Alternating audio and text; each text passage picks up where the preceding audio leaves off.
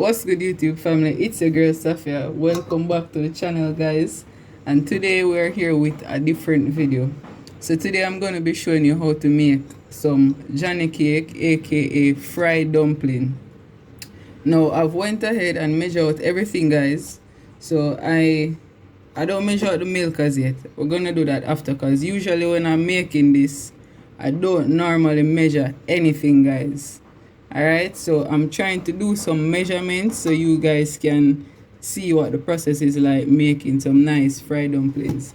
So this is 2 cups of flour, and I've went ahead and added 3 teaspoons of baking powder. Now this is 1 tablespoon butter. Here I have half teaspoon salt and also 1 tablespoon sugar. The sugar is optional, but I put sugar into mine, not too sweet. So this is just a tablespoon, okay? I don't want it to be tasting like festival.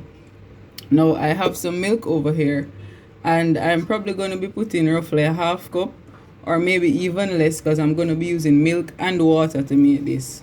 So we're just going to get into it. So first thing we're going to do, guys, is make sure that we wash our hands.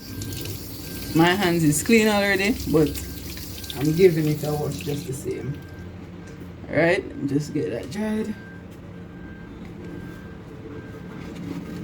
So fried dumpling is definitely something that a lot of people enjoy for breakfast, or some people pretty much eat it any time of the day. And I'm using the Gold Seal flour. Alright, so my hands are clean and dried, and now we're gonna get into this. So we're gonna add our salt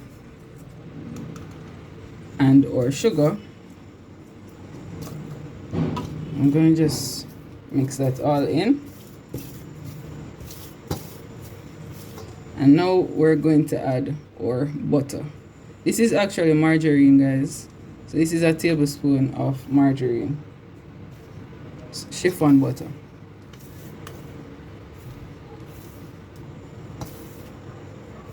And what we're doing here, we're basically crumbling the butter into the flour. So we want to ensure that we incorporate the butter as much as possible into the flour. We don't want to have those specks of butter being seen after doing this, so we try to crumble it as much.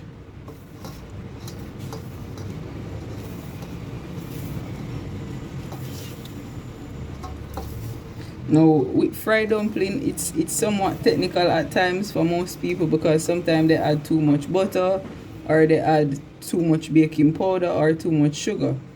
Well, this is one that I'm doing for you guys. As I said, usually I'm the type of person, when it comes down to fried dumpling, I pretty much just eyeball everything, just throw it right in and do it. So today I'm working on a measurement so that I can do this video to show you guys what my fried dumpling looks like. So this is what your flour would technically look like after crumbling the butter in, which it's somewhat almost like a breadcrumbs type. It has that little, I don't know what to describe it as, but yeah, your butter is completely incorporated into your flour now. So now we're going to put in our box milk, and I'm going to be using, I'm going to start off with about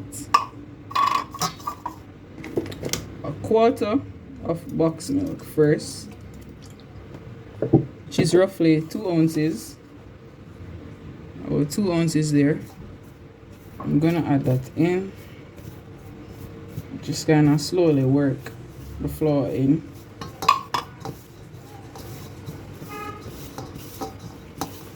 You don't want to go too heavy on the milk either. Now I'm gonna add 2 ounces of water as well.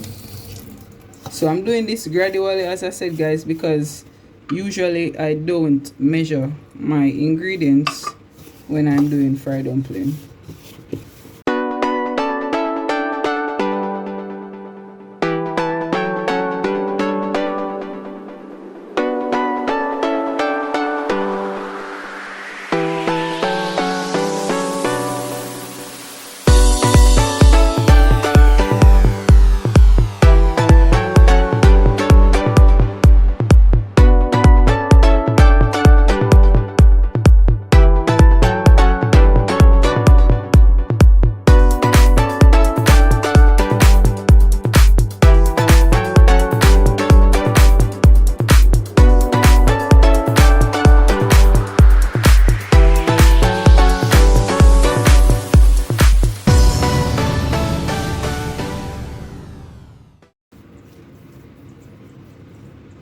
Just rub them up like that. Don't want to make them too big either. So because we're going to be doing this not into a deep fryer but into a pot, we're not going to let them remain as round as usual. We're going to kind of press them down and allow them to rise on their own. So as you can see, I'll just give you a neater roll into a ball. Kind of just give it a little press like that, and there you have it. And this now will rise on its own. So we're gonna make the rest and get them ready to drop into the oil.